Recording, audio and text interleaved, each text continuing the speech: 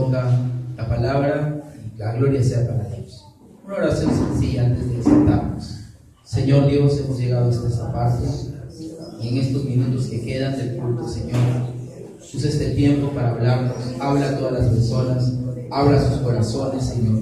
Te pido, Señor, que haya receptividad, que haya atención, que cada persona esté atenta, que todo lo que Satanás quiera levantar para opacar, para no prestar atención, el sueño, el cansancio, todo en el nombre de Jesús no prevalezca ni prospere.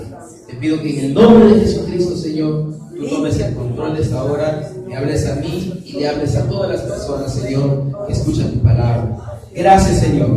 Gracias, Señor, en el nombre de Jesús por su presencia, porque donde está tu espíritu, ahí hay libertad y ahí hay vida. La gloria y la honra es para ti, amado Padre Celestial.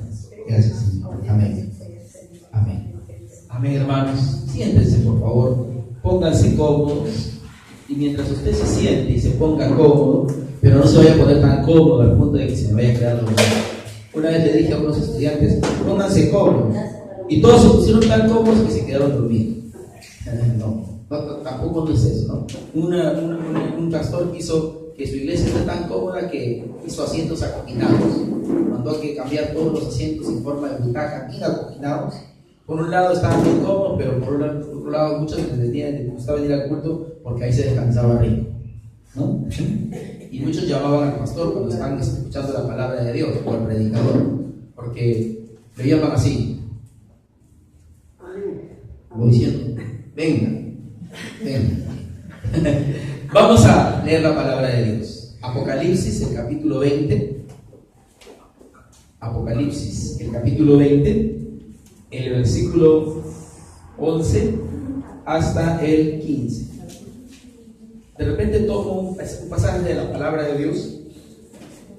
Cuando tomamos un pasaje podemos encontrar muchos temas. O sea, en ese pasaje podemos encontrar muchos mensajes para nuestras vidas. Pero siempre debemos enfocarnos en uno en particular.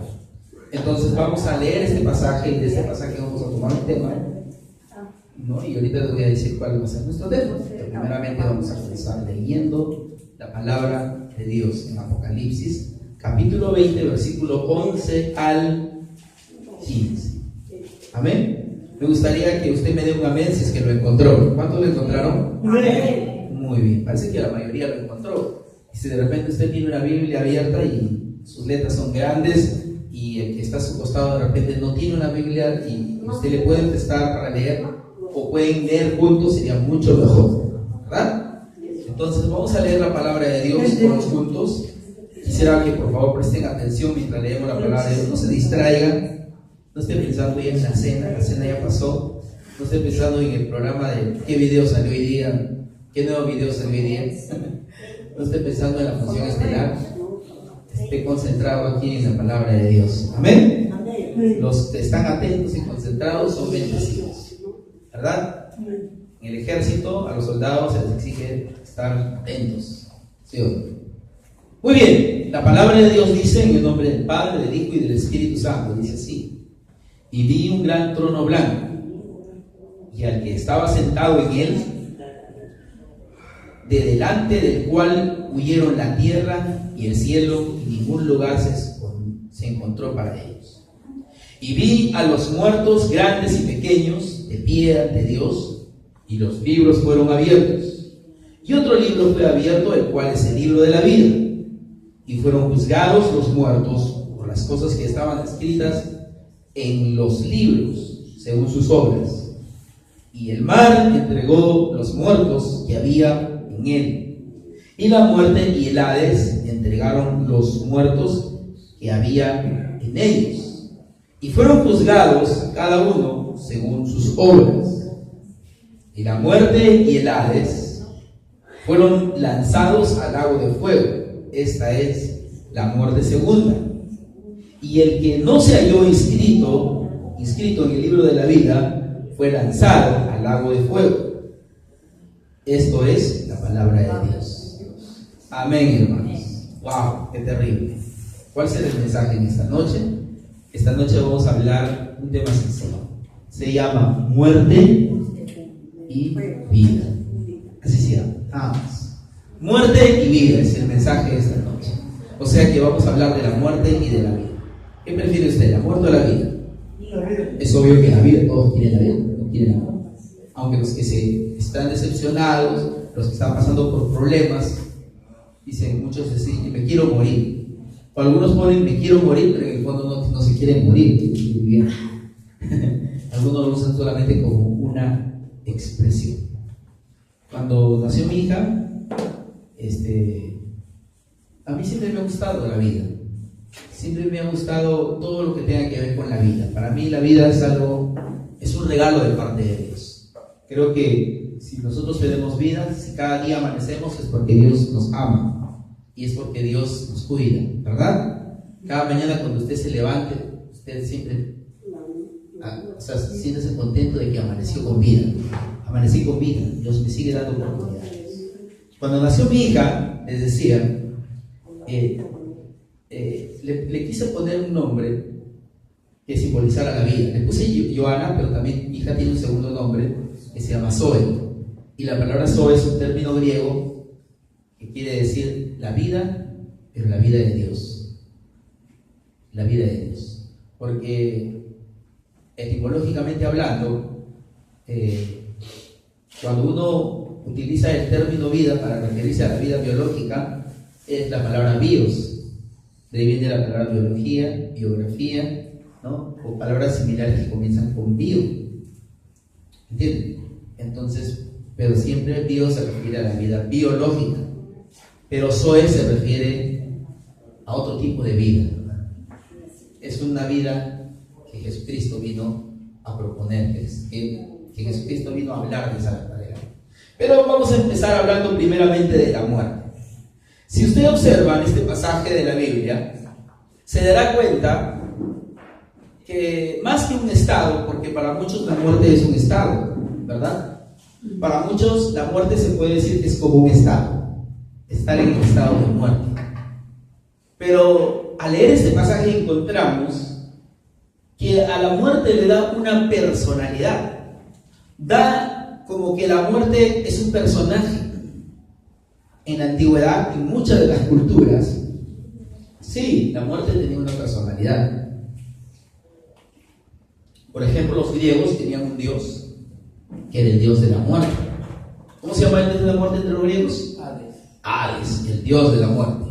Los romanos también tenían su dios de la muerte. Los egipcios también tenían su dios de la muerte. Si no me equivoco, el dios de la muerte egipcio era Osiris. Bueno, no recuerdo el nombre, pero también tenía su dios de la muerte. Y en la mayoría de las mitologías de los pueblos antiguos, escandinavas, griegas, existían. Hay culturas que tenían y le rendían culto a la muerte, como los druidas, los celtas. En México, por ejemplo, para ellos la muerte tiene mucha significancia en su cultura, tanto así que nosotros celebramos el día 1 de noviembre como el Día de los Muertos, aunque en realidad es el Día de Todos los Santos. Se dice que el Día de los Muertos es el 2 de noviembre, ¿verdad? Pero en México ustedes sabían que tienen 3 días feriados, nosotros tenemos uno. Los mexicanos celebran 3 días y le tienen una reverencia a lo que ellos le llaman la Santa Muerte, y lo personifican con personajes así en formas calavéricas, ¿no? Entonces en muchos pueblos, en muchos países le dan una personalidad a la muerte. Entonces acá en la Biblia también hay pasajes, sobre todo en el Apocalipsis, menciona la muerte como un personaje. Aquí en el versículo 14 dice: y la muerte y el Hades fueron lanzados al lago de fuego. En el versículo 13 más atrás dice: y el mar entregó los muertos que había en él, y la muerte y el Hades entregaron los muertos que había en ellos. Aquí dice que la muerte entregó sus muertos, y al final dice que la muerte fue lanzado ¿a dónde? Al lago de fuego y azufre. En el mismo libro de Apocalipsis, por ejemplo, en el capítulo 6, en el versículo 8, en el mismo libro de Apocalipsis, el capítulo 6, el versículo 8 dice: Sí, Apocalipsis 6:8 dice: miré y aquí un caballo amarillo.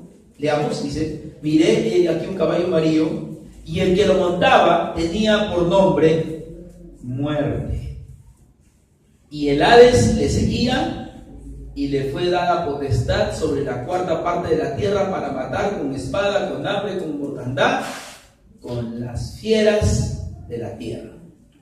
Dice que era un caballo amarillo, un jinete, y el que lo montaba tenía un nombre. ¿Cómo se llamaba? Se llamaba Muerte. Entonces, al leer esto en la Biblia, se dan cuenta que a la muerte se le da una personalidad. Una personalidad. Está hablando de un personaje, está hablando de un jinete que su nombre era Muerte. Incluso yo he empezado del final, como que voy a empezar del final y ir retrocediendo hacia adelante. Retrocediendo, del final para atrás. Entonces, en el mismo libro Apocalipsis, el capítulo 9, el versículo 6, dice: y en aquellos días los hombres buscarán la muerte, pero no la hallarán, y ansiarán morir, pero la muerte huirá de ellos. Qué terrible. Dice: y aquellos días los hombres buscarán la muerte, pero no la hallarán, y ansiarán morir, pero la muerte huirá de ellos. Una vez más, encontramos como en la Biblia, como que la muerte tiene una personalidad. Estoy empezando del final, de cómo es que la muerte al final va a ser derrotada y cómo es que al final la muerte va a ser vencida. En el libro de Primera de Corintios, el capítulo 15, cuando la Biblia habla acerca de cuando Jesús venga a llevar a su iglesia en el arrebatamiento, el libro de Primera de Corintios, el capítulo 15, y la iglesia sea arrebatada por Jesús, y dice: en un abrir y cerrar de ojos seremos arrebatados y seremos transportados para irnos con el Señor a las bodas del Cordero. Y dice que lo mortal se vestirá de inmortalidad. Es un acontecimiento que habla la Biblia, el conocido como el gran arrebatamiento, el rapto. Y aquí dice en Apocalipsis, el capítulo 15, el versículo 54, dice: y cuando esto corruptible se haya vestido de incorrupción, y esto mortal, si cuando esto corruptible se haya vestido de 54, Apocalipsis 15, Primera de Corintios 15, 54, y cuando esto corruptible se haya vestido de incorrupción, y esto mortal se haya vestido de inmortalidad, entonces se cumplirá la palabra que está escrita: sórdida es la muerte en victoria. ¿Dónde está, oh muerte, tu aguijón? ¿Y dónde, oh sepulcro, tu victoria? Ya que el aguijón de la muerte es el pecado, y el poder del pecado, la ley. Aquí está hablando de un tiempo, no ahora, pero un tiempo muy cercano. Solamente Dios sabe cuánto faltará. Pero está hablando de un tiempo cuando Jesús venga a llevar a su iglesia, en donde los que están con Dios, los que creen en Dios, dice, le podrán decir a la muerte: ¿dónde está, oh muerte, tu aguijón? Se cumplirá la palabra que dice: sórdida es la muerte de tu victoria, como diciendo: muerte, ya no me puedes hacer nada, porque lo mortal se vestirá de inmortalidad. ¿Qué es inmortalidad? Que ya la muerte no va a poder con un individuo. Es una promesa de la Biblia. ¿Entienden? Entonces, la Biblia le da a la muerte, punto número 1, es que le da una personalidad. Entonces, para hablar de la muerte, no solamente veamos la muerte como un estado, sino también es importante hablar de la muerte. ¿Dónde comienza? ¿Dónde surge? ¿En qué momento entra la muerte en la vida de la humanidad? Usted se ha preguntado desde cuándo la muerte entró en la humanidad, desde cuándo la muerte entró en este mundo, desde cuándo la muerte comenzó a tener el control y comenzó a diseminarse en la vida de los hombres. En el libro de Apocalipsis, en el libro de Génesis, que es el primer libro de la Biblia, cuando comienzan los orígenes de la raza humana, de la humanidad, cuando Dios crea al hombre, Adán y Eva, Dios, a Adán y Eva, al momento de su creación, cuando le da todos los beneficios y lo crea como un hombre especial, como una creación maravillosa, y le dice que puede disfrutar de todo lo que Dios había creado para él. Pero Dios le dice en el libro de Génesis, el capítulo 2, en el versículo 17, Dios le dice al hombre algo muy importante. Estoy tratando de... Empezamos en el último libro de la Biblia y miren este giro y nos vamos al primer libro de la Biblia.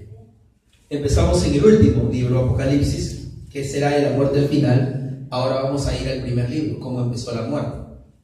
Génesis 2:17 dice así: mas del árbol de la ciencia del bien y del mal no comerás, porque el día que de él comieres, ciertamente morirás.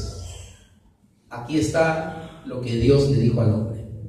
Dios le dijo: no vayas a comer de ese árbol. Hay miles y miles de árboles, puedes disfrutar de todos los árboles, puedes comer de todos los frutos de los árboles, pero hay un solo árbol del cual no debes comer, el árbol que está en el medio, el árbol de la ciencia, del bien y del mal. Y aquí le dice: mas del árbol de la ciencia, del bien y del mal, no comerás, porque el día que de él comieres, ¿qué iba a pasar? Ciertamente morirás. Cuando Dios creó al hombre, lo creó al hombre del polvo de la tierra, pero la Biblia dice que Dios sopló en su nariz. ¿Qué cosa sopló? ¿Qué sopló? Aliento de vida. En el mismo libro de Génesis, el capítulo dice, el verso 7 dice: entonces Jehová Dios formó al hombre del polvo de la tierra y sopló en su nariz aliento de vida, y fue el hombre un ser viviente. ¿Quién le dio vida al hombre? Dios. ¿Quién es el creación de la vida del ser humano? Dios. Puede haber mucha gente que pueda decir que el hombre surgió de la teoría del Big Bang, de la gran explosión o de la evolución, y que fue evolucionando, pero la palabra de Dios es clara y nos dice que el que nos dio vida fue Dios. Amén. Él es el dador de la vida, Él es el que sopló el aliento de vida en el primero. Entonces Dios creó un hombre con vida, Dios creó un hombre sin muerte, un hombre que podía vivir de esa naturaleza que Dios le había dado. Pero sin embargo, Dios le advirtió al hombre que no tenía que hacer algo, porque si desobedecía a Dios, iba a morir. Es decir, por primera vez Dios da una advertencia de que la muerte era como un acecho en la vida del hombre. Entonces Dios le dijo: no vayas a comer de ese fruto, porque el día que de él comieres, ciertamente morirás. Y nosotros conocemos la historia, que el hombre terminó comiendo de ese fruto que Dios le dijo que no comieras. Ahora nos vamos a trasladar a Romanos el capítulo 5. Entonces, Romanos el capítulo 5, vamos a trasladarnos en nuestras Biblias para ir entendiendo.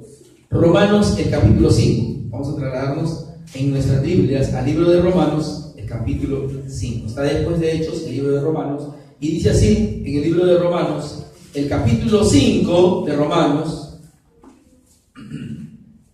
¿Lo encontraron? El versículo 12 dice: cuando Adán desobedeció a Dios, juntamente con su mujer, cuando Dios le dijo que no comieras, pero comieron, desobedecieron a Dios. La desobediencia es un pecado.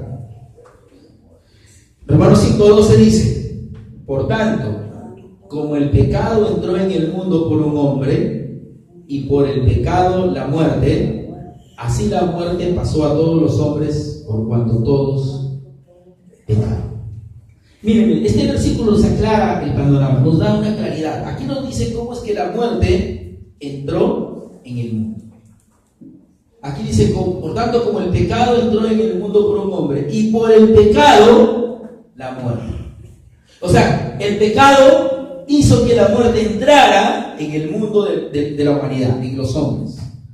Si alguien me pregunta: ¿cómo es que la muerte entró en la vida del hombre? Bueno, por el pecado. ¿Por qué el pecado? El pecado estaba en su desobediencia, en la desobediencia del hombre hacia Dios. Dice que entró en el mundo por un... Aquí está claro, el pecado entró en el mundo por un hombre, y dice: y por el pecado entró la muerte. Y así la muerte pasó a todos los hombres, por cuanto todos pecaron. Entonces la Biblia es clara en decirnos que la muerte entró en la vida del ser humano. Mírenme, yo sé que nosotros, el ser humano es luchador, el ser humano tiene fuerza de voluntad. A lo largo de la historia, el hombre muchas veces ha querido independizarse de Dios y ha querido tratar de superarse y ha querido tratar de, con su fuerza de voluntad, con su conocimiento, con su humanismo, siempre ha tratado de sobresalir, sobrellevarse por sí solo, siempre ha tratado de salir adelante, y muchas veces el hombre ha querido él mismo, el mismo hombre, tratar de avanzar hacia adelante. ¿Sí o no? ¿Verdad? Porque el hombre dice: yo puedo solo, yo creo que puedo solo. Entonces el hombre es orgulloso por naturaleza. ¿Sí o no? El hombre trata de demostrar que puede solo. Pero la Biblia, siempre la enseñanza bíblica nos dice que separado de Dios no podemos hacer nada. Si bien es cierto, el hombre puede, el hombre lucha, el hombre trata de vivir una vida sin Dios, ¿verdad? Pero aquí dice que la muerte pasó a todos los hombres por cuanto todos pecaron. Por más que una persona trate de ser buena, por más que una persona trate de ser amable, pero no tiene a Dios, hay algo que lo persigue, y es su naturaleza. Porque la naturaleza del ser humano es pecaminosa, y no porque el hombre cometió un pecado, sino porque la naturaleza la heredamos desde los inicios de la creación humana. Como una vez yo estudiaba teología y una vez el profesor dijo: le voy a hacer dos preguntas. ¿El hombre peca porque es pecador o el hombre es pecador porque peca? Así lo estudió. ¿El hombre es pecador porque peca o el hombre peca porque es pecador? ¿Cuál es la afirmación más correcta? El hombre, número uno, el hombre es pecador porque peca. Número dos, el hombre peca porque es pecador. ¿Cuál de las dos cosas? ¿La segunda o la primera? El hombre es pecador porque peca. Uno dice: es pecador porque peca. Otro dice: no, peca porque es pecador. ¿Saben qué? Si ustedes analizan la Biblia, el hombre peca porque es pecador. O sea, ¿qué trato de decir? El problema del ser humano está en su naturaleza, en la naturaleza pecaminosa que ha heredado. Como dice aquí la Biblia, así la muerte le pasó a todos los hombres. O sea que lo que la Biblia nos trata de decir es que todos, en el fondo, nosotros somos, se podría decir, infectados con el virus de la muerte desde que nacemos. Como que la muerte nos llega a alcanzar a todos los seres humanos. Entonces la pregunta es: si la muerte nos llega a alcanzar a todos los seres humanos, o sea, ¿cómo es eso? Estamos vivos, pero a la misma vez estamos muertos. Pero cuando la Biblia habla de la muerte, no solamente habla de la muerte física, sino también está hablando de la muerte espiritual. ¿Qué cosa es la muerte física? Cuando el cuerpo deja de existir. ¿Y qué cosa es la muerte espiritual? Cuando el hombre está separado de Dios, cuando el hombre está sin Dios. Entonces aquí dice que la muerte pasó a todos los hombres porque todos pecaron. Le pasó a todos los hombres. El apóstol Pablo, antes de hablar del apóstol Pablo, el Señor Jesucristo, en una oportunidad dijo una palabra muy dura. A veces hablar una palabra muy dura para los hombres. Hay palabras que pueden ser duras, pero pueden ser ciertas, ¿verdad? Hay palabras que pueden ser duras, pero pueden ser ciertas. Yo una vez le dije a un ladrón una palabra muy dura. Estaba a punto de robarme, eran 3 que me iban a robar, y como insistían en quererme robar con cuchillo y todo, entonces yo no 3 contra 1 no iba a perder, ¿no? Ni que sea hermano en el que practica fisicoculturismo, ¿no? Pero yo me acuerdo que me iban a robar, y entonces yo agarré y le dije así: oye, hijo del diablo, le dijo así. Y le dijo: tú no me vas a robar a mí, demonio mentiroso y charlatán. Así le dije: oye, hijo del diablo, demonio mentiroso y charlatán, no me vas a robar a mí en el nombre de Jesús, hijo de la muerte. Entonces Jesús en una oportunidad le dijo a los fariseos: vosotros sois de vuestro padre el diablo y el deseo de vuestro padre queréis hacer. Así le dijo. Entonces a veces Jesús tenía que decirle palabras a los fariseos y eran muy duras. Y en una oportunidad dijo a los fariseos: ustedes son sepulcros blanqueados. Por fuera están bonitos, pero por dentro están llenos de huesos. Así le digo. Por fuera se ven bonitos, pero por dentro son cadáveres. Por dentro son cadáveres. ¿Me entienden? Por dentro están muertos. Entonces el apóstol Pablo, ahora sí voy al apóstol Pablo, en el libro de Efesios, vamos a ir a Efesios, el capítulo 2. Efesios, el capítulo 2. Efesios, el capítulo 2. Vayamos a Efesios, el capítulo 2. En el libro de Efesios, el capítulo 2, el apóstol Pablo, para no ofender a nadie, refiriéndose a él mismo, miren, el apóstol Pablo, antes de conocer a Cristo Jesús, era un fariseo. El apóstol Pablo, antes de conocer a Cristo Jesús, era un religioso. Escúchenme lo que les estoy diciendo. El apóstol San Pablo, antes de conocer a Cristo Jesús, antes de volverse un cristiano, ya era un religioso. Es decir, creía en Dios, iba a la sinagoga, iba al templo, oraba a Dios, daba sus diezmos, predicaba, pero sin embargo solamente era un religioso nada más. Tenía un rango que cualquiera no lo tenía, era un fariseo muy respetado entre los judíos. Pero sin embargo Pablo dice, pone una línea, aquí está Pablo después de conocer a Cristo, Pablo antes de conocer a Cristo. Y Pablo dice en Efesios, el capítulo 2, dice: y Él os dio vida a vosotros cuando estabais muertos en vuestros delitos y pecados, en los cuales anduviste en otro tiempo, siguiendo la corriente de este mundo, conforme al príncipe de la potestad del aire, el espíritu que ahora opera en los hijos de desobediencia. Y dice: entre los cuales también todos nosotros, la palabra nosotros incluye a Él. Dice en el verso 3: en los cuales también todos nosotros vivimos en otro tiempo en los deseos de nuestra carne, haciendo la voluntad de la carne y los pensamientos, y era por naturaleza hijos de ira, lo mismo que los demás. Dice que, o sea, lo que Pablo está hablando acá, que antes de estar en Cristo, dice que él estaba muerto en sus delitos y pecados.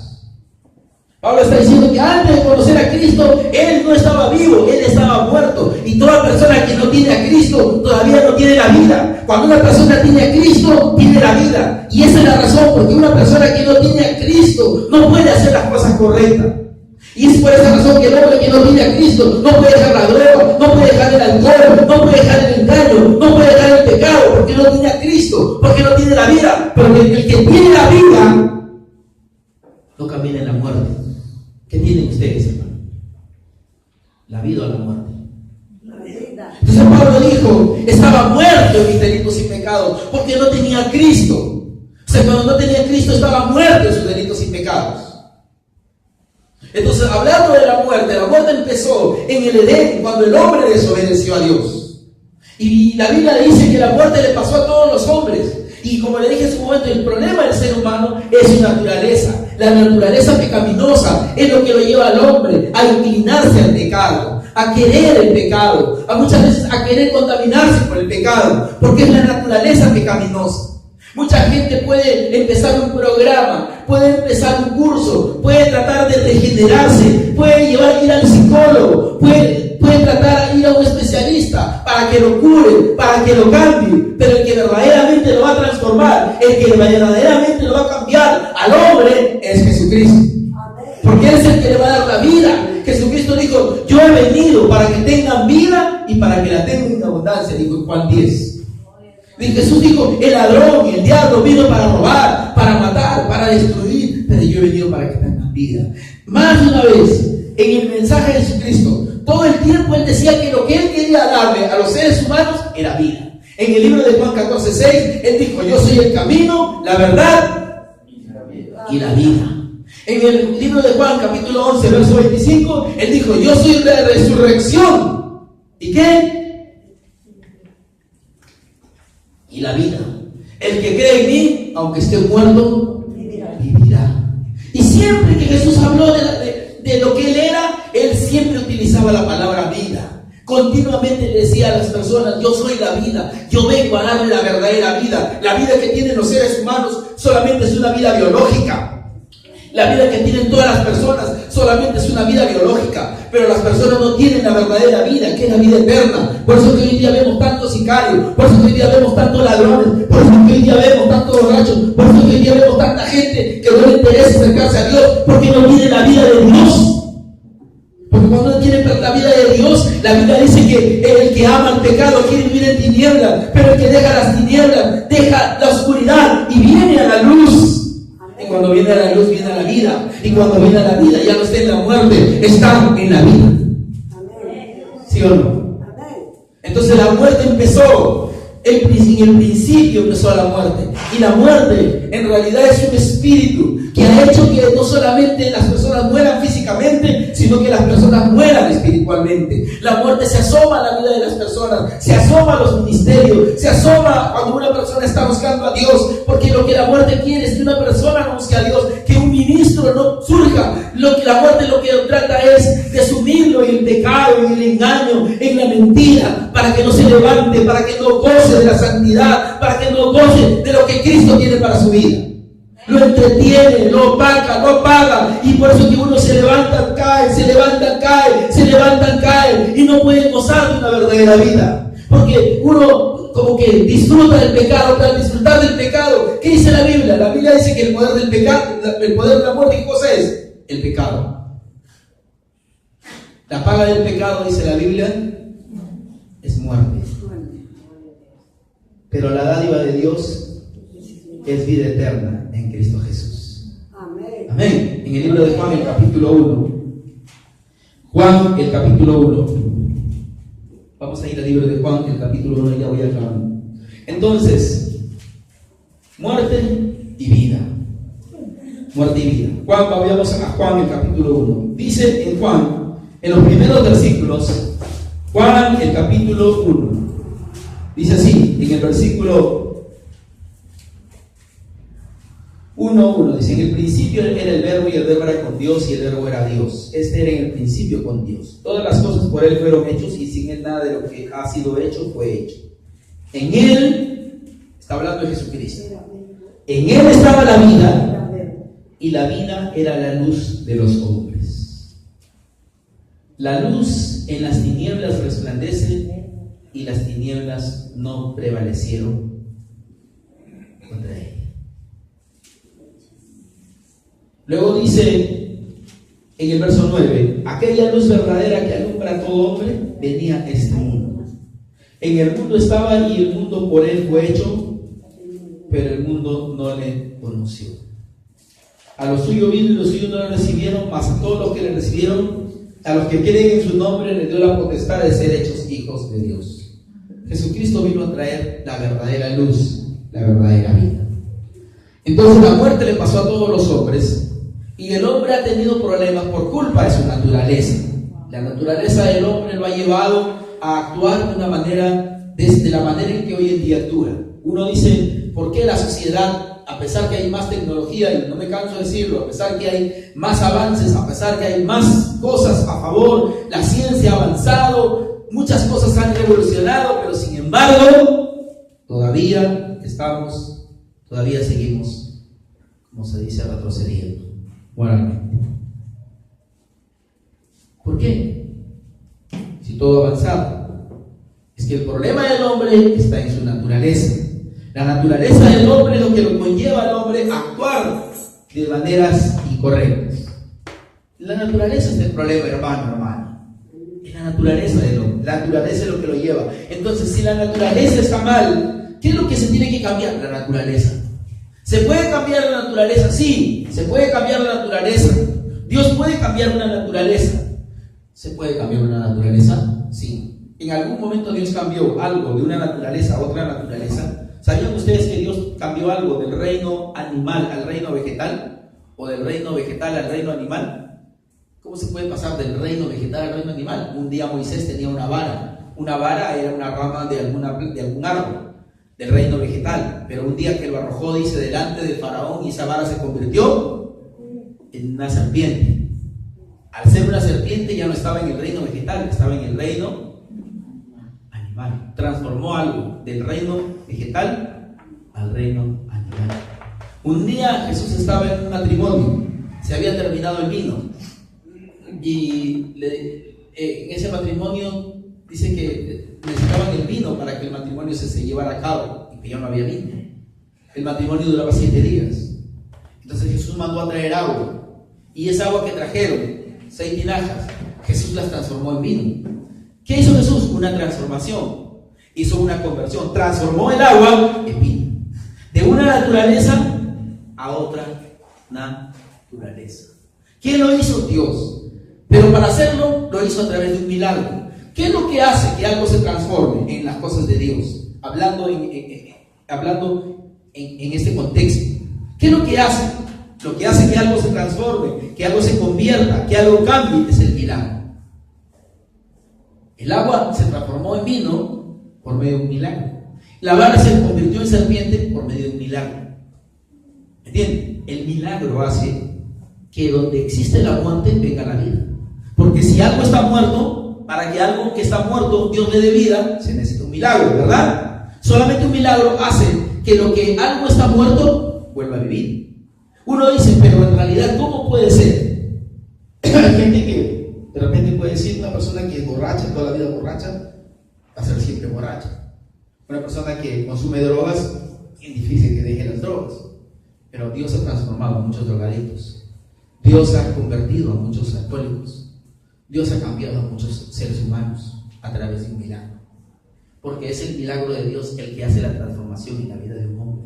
Cuando un hombre no puede con sus propias fuerzas, cuando un hombre no puede, porque tiene que entender que el problema está en su naturaleza y que lo que necesita es que esa naturaleza que lo inclina al mal, Dios la transforme, Dios la cambie. Eso es un milagro.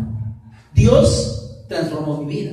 Yo era una persona que en realidad era religiosa, pero Dios transformó mi vida. Dios hizo un milagro en mí para que yo comenzara a buscarle, para que yo verdaderamente entregara mi vida al Señor, no cambiándome de religión, sino viniendo a los pies del Señor. Porque como cantamos hace un momento del corito, ninguna religión podrá cambiar tu ser. No es la religión lo que lo va a cambiar a usted, hermano, amigo. No es la religión lo que nos va a transformar. Lo que nos va a transformar es Cristo. Amén. Cristo transformó las naturalezas. Dios ha transformado la naturaleza. El único que puede transformar una naturaleza, ¿quién es? Dios. El único que puede darnos vida es Dios. Dios es el que transforma la muerte en vida. Lo que necesitamos es vencer a la muerte. Y la manera correcta de vencer a la muerte en nuestras vidas es teniendo a Dios. ¿Saben por qué? Porque Dios es vida. Porque Jesús es vida. Porque Jesús dijo, yo soy la resurrección y la vida. El que cree en mí, aunque esté muerto, vivirá. Jesús dijo, yo soy el camino, la verdad y la vida. ¿Qué le parece? Yo he venido a que tengan vida. ¿En dónde está la vida? En Jesucristo. ¿Tienes fe a Jesucristo? ¿Tienes tú a Jesús en tu vida? Amén. Si tú tienes a Jesús, tienes la vida. Pero si no tienes a Cristo, no tienes la vida, tienes la muerte. Entonces, ¿qué tienes tú? ¿Cuántos tienen la vida? Gloria a Dios. Y de nuestra boca, de nuestro ser, lo que debe irradiar es vida. Porque si yo tengo a Cristo Jesús, yo irradio vida. Yo creo que si voy a orar por alguien, yo creo que el Señor va conmigo. Yo creo que el Señor va conmigo. Yo creo que al orar por alguien, el Señor nos da vida. Y nosotros también compartimos la vida que Dios nos ha hablado, de la que Dios nos ha hablado. Y esa vida es la que transforma a las personas. Amén. Nosotros tenemos que tener la vida. Se puede vencer a la muerte. ¿Qué debemos amar? ¿Qué olor tiene usted? ¿Tiene olor de vida o tiene olor de muerte? ¿Qué anhela usted? ¿La vida o la muerte? Y la fuerza de la muerte es el pecado. Y la fuerza de la vida es Jesucristo. Pero Jesucristo no se ha dicho. Amén. Jesús dijo, la Biblia dice que sobreabundará el pecado. De donde sobreabunda el pecado, sobreabundará la gracia de Dios. Aunque abunde el pecado, sobreabundará la gracia de Dios. Hay pecado, hay gente mala, pero también hay vida de Dios. Y muchos necesitan la vida de Dios. Los hijos, los matrimonios necesitan esa vida de Dios. Tenemos vida. Llevemos esa vida de Dios a todo rincón, a todo lugar.